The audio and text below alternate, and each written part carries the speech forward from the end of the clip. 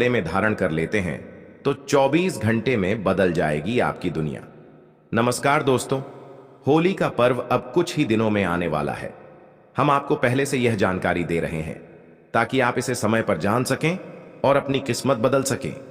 होली के दिन यदि आप एक विशेष जड़ अपने घर लाते हैं तो 24 घंटे के भीतर आप अपने जीवन में सकारात्मक बदलाव महसूस कर सकते हैं, चाहे आपके जीवन में गरीबी, दुख या कोई अन्य समस्या हो। यह उपाय आपकी तकदीर को बदल सकता है। हर कोई चाहता है कि वह धनवान बने, लेकिन कई बार परिस्थितियां लोगों को आगे बढ़ने से रोकती है। तंत्र शास्त्र में कुछ ऐसे उपाय बताए गए हैं जिन्हें होली की रात अपनाने से व्यक्ति का भाग्य चमक सकता है और वह समृद्ध हो सकता है। इस बार होली की तिथि को लेकर कुछ असमंजस बना हुआ है। होली पर लग रहा है चंद्र ग्रहण। दोस्तों, साल 2026 का पहला चंद्र ग्रहण साल 2026 खगोलीय दृष्टि से बेहद महत्वपूर्ण रहने वाला है। इस साल कुल 4 ग्रहण लगेंगे, जिनमें 2 सूर्य ग्रहण और 2 चंद्र ग्रहण शामिल हैं। फरवरी और अगस्त में होने वाले सूर्य ग्रहण भारत में अदृश्य रहेंगे, लेकिन 3 मार्च 2026 यानी होलिका दहन की तिथि पर लगने वाला चंद्र ग्रहण भारत में दिखाई देगा, जिसका सीधा असर होली के उल्लास पर पड़ने वाला है।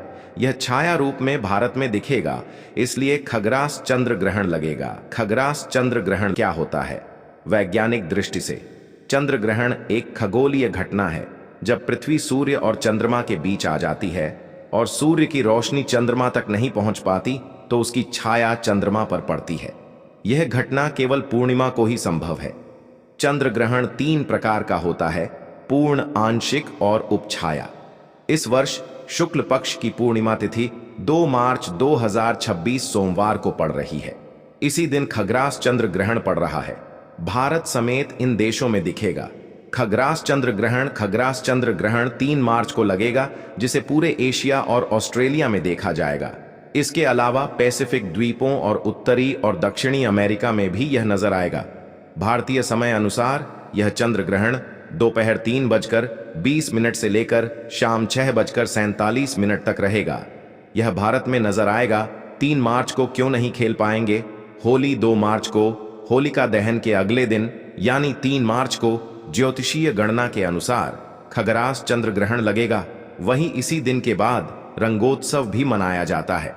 ऐसे में शास्त्रों के अनुसार ग्रहण और सूतक काल के दौरान किसी भी प्रकार के मांगलिक कार्य, उत्सव या रंग खेलना वर्जित माना गया है। ऐसे में 3 मार्च के अगले दिन यानी 4 मार्च को रंगोत्सव मनाया जाएगा। ग्रहण से लगने से उसका सूतक 9 घंटे पहले लगेगा। ज्योतिषियों के अनुसार 3 मार्च 2026 फाल्गुन शुक्ल पक्ष पूर्णिमा को ग्रहण की स्थिति इस प्रकार रहेगी। ग्रहण का प्रारंभ दोपहर 3:20 से लेकर शाम 6:47 तक रहेगा। वहीं इस दौरान चंद्रोदय शाम 5:59 के आसपास होगा, लेकिन ग्रहण से 9 घंटे पहले यानी सुबह 6:20 से ही सूतक लग जाएगा। क्योंकि चंद्रोदय से पहले ही ग्रहण शुरू हो चुका होगा, इसलिए भारत में केवल ग्रहण का मोक्ष समाप्ति काल ही दृश्यमान होगा। चंद्रमा पूरी तरह ओझल नहीं होगा, बल्कि पृथ्वी की छाया के कारण थोड़ा धुंधला दिखाई देगा, लेकिन भारत में यह दिखेगा। अब जानते हैं होली पूजा का शुभ मुहूर्त। हिंदू पंचांग के अनुसार फाल्गुन पूर्णिमा तिथि की शुरुआत 2 मार्च को शाम 5:55 पर होगी। वहीं इसका समापन 3 मार्च को शाम 5:07 पर होगा। ज्योतिषियों की माने तो 2 मार्च को होलिका दहन किया जाएगा, क्योंकि 3 मार्च चंद्र ग्रहण लग रहा है। साथ ही 4 मार्च को होली मनाई जाएगी। होली का पर्व प्रेम और विश्वास बढ़ाने का अवसर होता है। इस दिन लोग पुराने गिले शिकवे भुलाकर एक दूसरे को गले लगाते हैं। होली से एक दिन पहले होलिका दहन की परंपरा होती है, जो आत्मा की शुद्धि और मन की पवित्रता से जुड़ी होती है। आज हम आपको कुछ प्राचीन और चमत्कारी उपायों के बारे में बताएंगे, जो पहले राजाओं महाराजाओं द्वारा किए जाते थे, लेकिन अब शायद ही लोग इन्हें जानते हैं। इन उपायों को अपनाने से जीवन की परेशानियां दूर हो सकती हैं और आपके जीवन में सुख समृद्धि आएगी। इस वीडियो को अंत तक जरूर देखें। अगर आपके जीवन में कोई समस्या है तो होली के दिन इन उपायों को जरूर आजमाएं। ज्योतिष शास्त्र के अनुसार जो व्यक्ति होली के दिन इन उपायों को करता है उसे जल्दी ही शुभ परिणाम मिलते हैं। आज हम आपको एक खास जड़ के बारे में बताएंगे जिसे अत्यधिक सिद्ध माना जाता है और जिसमें देवताओं का वास बताया गया है। इस जड़ को अपने घर लाए, वह नकारात्मक ऊर्जा को तुरंत हटा देती है, जिससे घर का कलह और क्लेश समाप्त होता है और व्यक्ति की तरक्की की राह खुलती है। ऐसा करने से आप आर्थिक रूप से समृद्ध हो सकते हैं और जीवन में किसी भी चीज की कमी नहीं रहती। इसलिए आज का वीडियो आपके लिए बेहद महत्वपूर्ण है। केवल 5 मिनट का यह समय आपकी किस्मत बदल सकता है। इसलिए द वास्तुशास्त्र चैनल के माध्यम से इस वीडियो को अंत तक देखें और इसे दूसरों के साथ भी साझा करें ताकि वे भी इसका लाभ उठा सकें और आपको उनकी दुआएं मिले। कमेंट में जय मां लक्ष्मी जरूर लिखें। हमारे चैनल द वास्तुशास्त्र पर जो भी माता लक्ष्मी का नाम स्मरण करता है उस पर माता लक्ष्मी की कृपा शीघ्र ही होती है। हर कोई चाहता है कि मां लक्ष्मी उनके घर में स्थायी रूप से विराजमान रहे, लेकिन माता लक्ष्मी का स्वभाव चंचल होता है। अगर घर में नकारात्मक ऊर्जा आ जाती है या ऐसा कोई कार्य हो जाता है जो माता लक्ष्मी को पसंद नहीं, तो वह वहां से चली जाती है। इसीलिए माता लक्ष्मी को अपने घर में बनाए रखने के लिए कुछ विशेष पौधों की जड़ें बहुत महत्वपूर्ण होती हैं। अब हम आपको एक ऐसे दिव्य पौधे की जड़ के बारे में बताएंगे जिसे होली के दिन घर लाकर सिद्ध किया जाता है। इसे कैसे सिद्ध करना है और इस प्रक्रिया को सही तरीके से कैसे करना है, इसकी जानकारी आपको जरूर होनी चाहिए। इसलिए इस वीडियो को अंत तक देखें। वीडियो को बीच में रोककर ना देखें, नहीं तो आपको इसका पूरा लाभ नहीं मिलेगा। फिर यह ना कहना कि इसका असर नहीं हुआ। हमारा काम सिर्फ आपको सही मार्गदर्शन देना है। इसे अपनाना या ना अपनाना पूरी तरह से आपका निर्णय है। होली हिंदू धर्म में सबसे पवित्र त्योहारों में से एक मानी जाती है। इस दिन लोग एक दूसरे को रंग लगाकर प्रेम और भाईचारा का संदेश देते हैं। तंत्र शास्त्र के अनुसार होली के दिन कुछ विशेष उपाय करने से जीवन में सकारात्मक बदलाव आता है। टूटी हुई झाड़ू को फेंकने से पहले यह वीडियो जरूर देखें। नमस्कार दोस्तों, जय माता दी, हर हर महादेव, जय श्री कृष्णा। दोस्तों, झाड़ू 3 तरह की होती हैं। शायद यह बात बहुत कम लोग जानते होंगे और ऐसी झाड़ू घर में माता लक्ष्मी को आने से रोक देती है। हम आपको बताएंगे कि घर में कौन सी झाड़ू होना शुभ होती है और कौन सी झाड़ू होना बहुत ज्यादा अशुभ होती है। प्लास्टिक का झाड़ू, सीको वाला झाड़ू, फूल वाला झाड़ू, आखिर कौन सा झाड़ू घर में रखने से हमारे घर में क्या असर पड़ता है।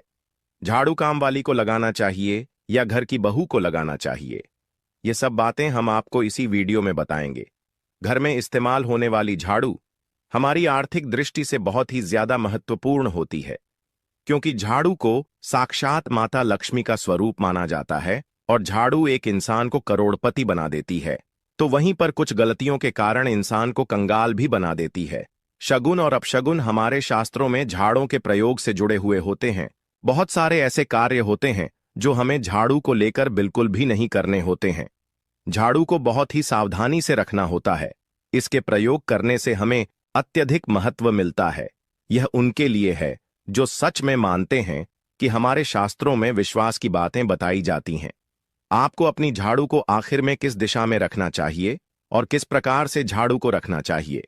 हमारे शास्त्रों में झाड़ू को लक्ष्मी माता और टूटी फूटी झाड़ू को या गलत तरीके से रखी हुई झाड़ू को माता लक्ष्मी की बहन अलक्ष्मी से जोड़कर देखा जाता है। दोस्त, तो झाड़ू का गलत इस्तेमाल करने से हमारे जीवन में बहुत सारी परेशानियां पनपने लग जाती हैं और हमारे जीवन में दरिद्रता आ जाती है।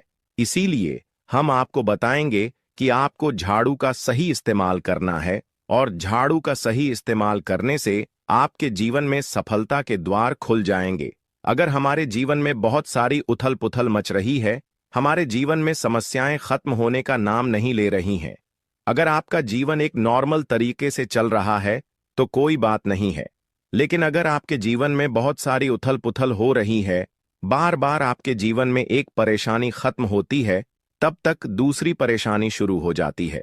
आपके जीवन में तथा आपके घर में धन का सदैव नाश होता ही जा रहा है। आमदनी कम, खर्चा ज्यादा है, आपके घर में सक्सेस के द्वारा बिल्कुल भी खुल नहीं पा रहे हैं। तो कुछ कुछ चीज हमें अपने ध्यान में रखनी होती है जिससे हमारे घर में नेगेटिव एनर्जी ज्यादा हो जाती है तो उस वजह से हमारे घर में परेशानियां जन्म ले लेती हैं। उनमें से एक है झाड़ू, जो हमारे घर में बहुत सारी नेगेटिविटी फैला सकती है। ये हमारे घर में पॉजिटिविटी भी ला सकती है। अगर आप झाड़ू का गलत समय पर इस्तेमाल करते हैं तो आपके घर में गरीबी और कंगाली आने में देर नहीं लगेगी।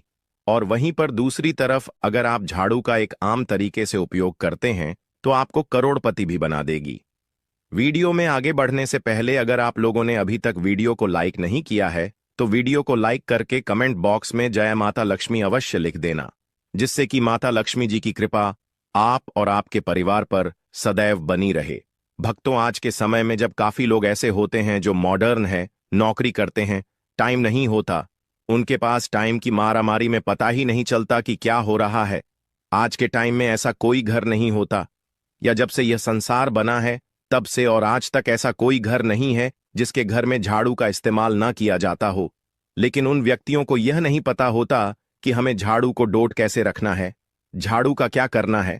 बहुत सारे लोग झाड़ू का गलत तरीके से इस्तेमाल करते हैं, जिस वजह से उन्हें परेशानियों का सामना करना पड़ जाता है। सुबह सुबह आप झाड़ू लगाकर, या फिर अगर आपके लिए पॉसिबल नहीं है कि आप अपने घर में सुबह सुबह झाड़ू लगा पाए, तो शाम को आपको अपने घर में झाड़ू अवश्य लगानी चाहिए। आपको अपने घर में गंदगी नहीं रखनी है।